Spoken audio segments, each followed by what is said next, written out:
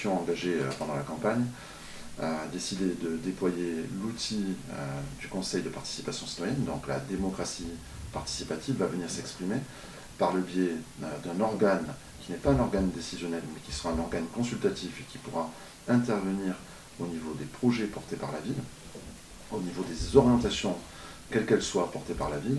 Et pour cela, pour constituer cet organe, nous faisons un appel à candidature qui a déjà démarré et qui prendra fin le 28 février prochain.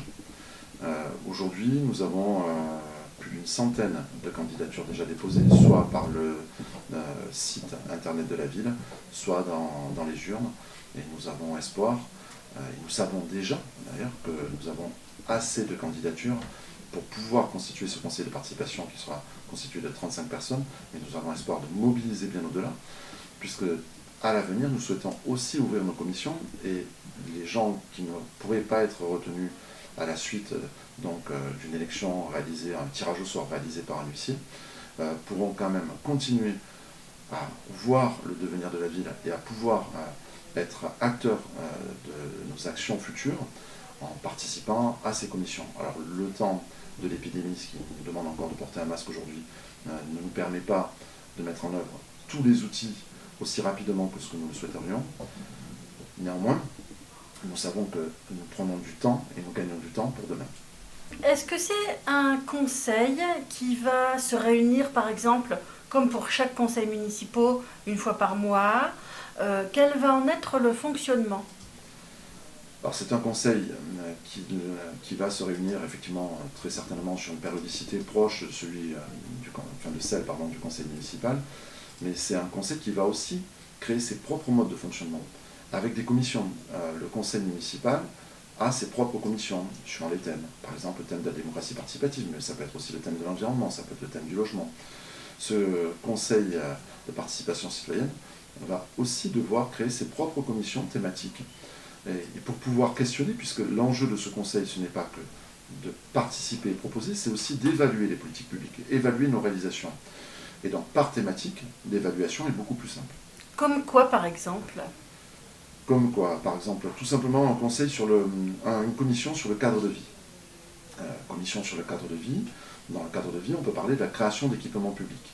Sur la création d'équipements publics, l'évaluation des politiques publiques, c'est tout simplement par rapport à nos engagements. Je pense à la création d'un conservatoire, je pense à la création d'une salle de gymnastique avec agrès fixe, ou alors d'une salle plutôt liée aux arts martiaux. Par exemple, sur ces dossiers-là, la commission cadre de vie pourra totalement intervenir et proposer, du coup, des orientations ou questionner sur le temps. C'est-à-dire le temps de réalisation, et s'assurer que nous sommes bien dans le respect du planning et dans le respect du programme défini. Est-ce qu'on répond bien aux besoins et est-ce qu'on répond bien à nos engagements de campagne? Concrètement, ce conseil de participation citoyenne pourrait donner l'idée de créer une salle des fêtes, de créer différents équipements, enfin je veux dire, ça peut être un autre square pour enfants, voilà, du mobilier urbain, le proposer au conseil municipal, et donc le conseil municipal vote là-dessus. Comment ça se passe?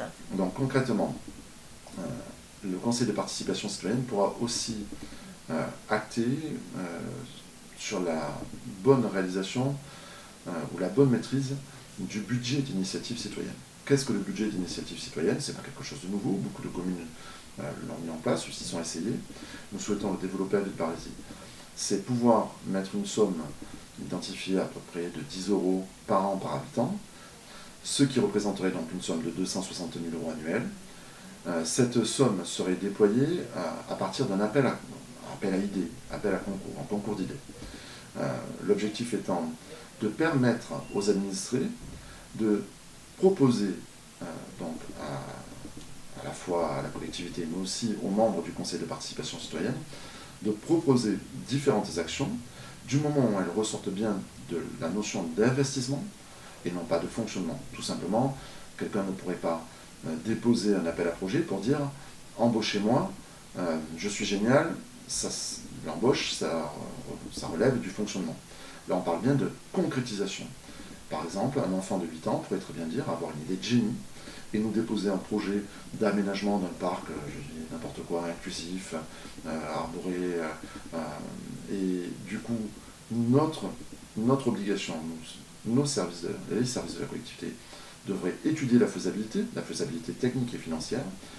Si le projet répond aux dispositions donc définies dans le cadre du budget d'initiative citoyenne, donc c'est-à-dire des actions d'investissement qui sont bien du ressort de la collectivité, à partir de là, nous finalisons ce projet, et nous en finaliserons plusieurs, parce que je suis convaincu que tous les ans, nous aurons énormément de projets déposés. Nous les finaliserons et nous les soumettrons au vote.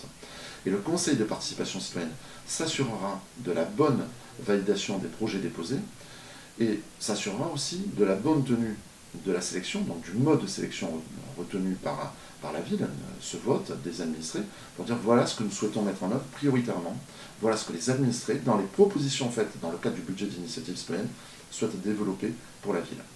Et tous les ans, nous donnerons le même budget de façon à permettre un déploiement maîtrisé et qui sera aussi maîtrisé, bien entendu, par le Conseil de participation citoyenne.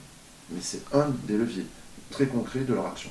Le lien entre les membres du Conseil de participation citoyenne et le Conseil municipal, c'est tout d'abord, le premier lien, il est assez simple, c'est un effet miroir. 35 membres qui vont être retenus. Et, le même nombre qu'au Conseil municipal. Le même nombre qu'au Conseil municipal. Ce lien, il se fait sur la capacité à débattre. En fait, lors de commissions, de différentes commissions, les élus qui sont en charge de délégation présenteront, et dans des temps qui sont peut-être plus rapprochés, présenteront aux membres du Conseil de participation citoyenne l'évolution des projets sur notre base programmatique, au-delà du budget d'initiative citoyenne, où là on pourrait effectivement avoir de nouveaux projets. Mais je parle bien sur notre base d'engagement programmatique, nous présenterons l'état d'avancée, et surtout nous sommes sur des intentions, nous allons penser de l'incantation à la réalisation. Et dans ce cadre-là, nous avons besoin d'avoir le retour de la population. Ce retour nous permet de mieux nourrir nos projets, de mieux les définir pour qu'ils répondent aux besoins. Et aux besoins, et on sait que les besoins peuvent évoluer. On sait aussi que, par le biais du conseil participatif, nous pouvons déterminer de nouvelles contraintes que nous n'avions pas forcément prises en compte. Donc c'est un jeu d'interaction continue. Et ce conseil de participation n'est pas une représentation de l'exécutif. Il ne faut pas se tromper. Ce conseil de participation citoyenne n'a pas droit au vote au sein du conseil municipal, n'a pas le droit de siéger au sein du conseil municipal. Nous pourrions faire une séance exceptionnelle du conseil municipal, peut-être pour débattre des grandes orientations budgétaires de la commune. Mais ça, c'est quelque chose que nous définirons avec les membres du conseil de participation citoyenne. Mais l'enjeu, c'est plutôt de nourrir, d'approfondir nos réflexions et donc d'avoir ce lien continu et ce lien par thématique. Donc le conseil participatif sera représentatif des habitants, normalement, puisque ça sera... Comment ils vont être sélectionnés Alors ce conseil participatif est bien entendu, son objectif c'est d'être représentatif de notre population, notamment avec un système de parité. Donc ça veut dire qu'au moment où nous séparerons les candidatures hommes des candidatures femmes, et lorsque l'huissier fera le tirage au sort, exécutera le tirage au sort, ça nous permettra de faire par exemple une urne sur deux. Mais nous allons aussi essayer d'être attentifs, et ça nous sommes accompagnés par un bureau d'études qui nous aide justement à trouver les bons outils, ou en tout cas les bonnes démarches pour s'assurer de cette représentativité, mais nous réfléchirons aussi au respect des tranches d'âge et au respect de la pluralité des quartiers de notre ville, des quartiers ou des zones géographiques de notre ville, de manière à ce que nous n'ayons pas une main malheureuse qui concentrerait l'ensemble des membres du conseil de participation sur un seul quartier. Dans ce cas-là, nous perdrions peut-être un peu de l'intérêt du conseil de participation citoyenne, puisque nous pourrions avoir un retour qui serait monocentré, même si c'est pas parce qu'on habite dans un quartier qu'on n'a pas une conscience globale de ce qui se passe sur notre commune. Mais nous espérons avoir cet éclatement. Pour être au plus près. Pour être au plus près déjà de la compréhension de ce qui se passe dans notre ville, être au plus près du vécu du quotidien, mais aussi parce que ça nous assure un regard à 360. Maintenant, on est sur un tirage au sort, et on sait que sur un tirage au sort, les statistiques devraient démontrer que nous trouverions très rapidement une main heureuse qui nous permettrait d'assurer cela. Ça se fait en toute logique, parce que l'équité de ce vote-là assure justement, normalement, une équité sur une représentation globale. Si nous avions un conseil de participation citoyenne plus restreint, d'une dizaine de membres, le risque serait plus fort sur 35, nous retrouverons certainement toutes les catégories d'âge et l'ensemble de notre vie. À partir de quel âge? À partir de 16 ans. À partir de 16 ans, c'était une de nos réflexions majeures depuis le début. Comment associer les plus jeunes à cette notion-là et à partir de quel âge? À partir de 16 ans. Nous pensons qu'il peut y avoir ce travail-là et nous nous assurerons là aussi que toutes les tranches d'âge soient respectées et représentées. Et après, la limite haute, il n'y a pas de limite haute, bien entendu, sur l'âge. Et pourquoi 16 ans? Pourquoi 16 ans? Parce qu'il y a un recul démocratique, parce qu'on le voit bien sur l'abstention lors des dernières élections. Il y a besoin de former à ce qu'est la collectivité, à la notion de démocratie au niveau de la collectivité. Et il faut que nous puissions démarrer dès 16 ans pour apprendre justement à travailler pour le bien de tous.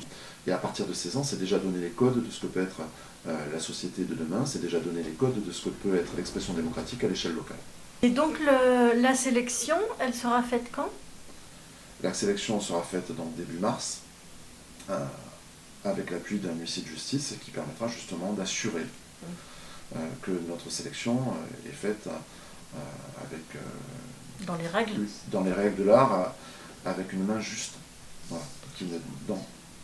Plus clairement, qu'il n'y aura pas d'interférence de la part des élus, de la part de notre équipe municipale pour sélectionner les candidats. Cette sélection se fera au-delà des élus, simplement par un tirage au sort, en respectant bien sûr déjà le principe de parité. Donc ce conseil aura des réunions régulières? Ce conseil, dans sa forme, aura des réunions régulières, donc en parallèle ou en effet miroir du conseil municipal, certainement des temps de préparation des sujets qui sont abordés aux différents conseils municipaux, mais aussi par thème des temps de préparation en interne, avec ou sans les élus d'ailleurs. C'est-à-dire qu'ils pourront aussi saisir les services pour avoir des éléments explicatifs sur une opération. Et c'est pour ça que l'idée de fonctionner par thème permet de ne pas avoir à réunir tout le temps les 35 membres. Ça pourrait représenter une forme de lourdeur qui empêcherait finalement ce conseil d'être dynamique, mais leur offrir sur des accès aux données de la municipalité, c'est leur offrir la possibilité de mieux comprendre les projets, de mieux les partager, et aussi, en termes de ressources, de mieux informer. C'est-à-dire qu'ils sont aussi vecteurs, ce conseil de participation citoyenne sera aussi vecteur de la transmission de l'information au sein de la cité. Est-ce que vous avez fait ce conseil à la suite de demandes d'habitants? Est-ce que c'était une poussée des habitants pour participer davantage aux décisions municipales? Alors, la création de ce conseil de participation citoyenne dépend beaucoup déjà de notre engagement politique. Nous sommes une liste de rassemblement de la gauche et de l'écologie, et c'est un sujet majeur pour nous. C'est notre ADN, c'est notre colonne vertébrale. Et nous l'avons présenté plus de 2 ans avant les élections, en disant voilà, notre axe, ce sera la participation citoyenne. C'est aussi ce que nous avons mis en place pour pouvoir construire notre programme. Aller rechercher des éléments d'information auprès d'acteurs majeurs de la ville, des acteurs associatifs, mais pas que. C'était déjà les prémices de la participation citoyenne. Comment construire un programme? En définissant les besoins de la population. Là, c'est la suite logique. Donc, puisque nous avons nourri ce sujet-là pendant 2 ans, aujourd'hui, nous sentons qu'il y a une adhésion. Cette adhésion n'était pas aussi forte il y a 2 ans. Elle a pris corps, petit à petit.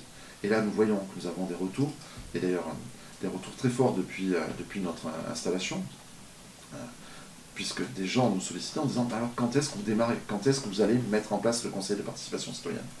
Il fallait simplement déjà qu'on puisse recruter, puisque nous avons aujourd'hui une cadre au sein de la collectivité qui intervient sur tout ce qui est le conseil, enfin la participation citoyenne et l'évaluation des politiques publiques, en travaillant avec Michel Pellabert, donc, qui est la maire adjointe en charge de cette thématique.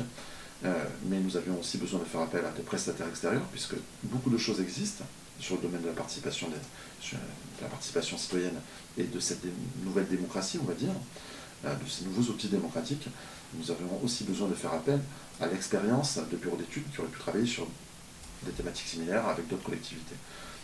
Et on sent bien qu'aujourd'hui, et on le voit, hein, nous avons ouvert le 18 janvier, nous sommes là début février, nous avons déjà plus de 100 candidatures, nous avons dépassé en fait ce qui nous avait été indiqué comme étant le premier chiffre, le premier espoir que nous pourrions avoir, puisque nous, tout est agréé à Villeparisis, et notre conseil nous a dit déjà, si vous avez plus de 100 candidats, ce sera déjà une bonne chose, nous l'avons déjà dépassé.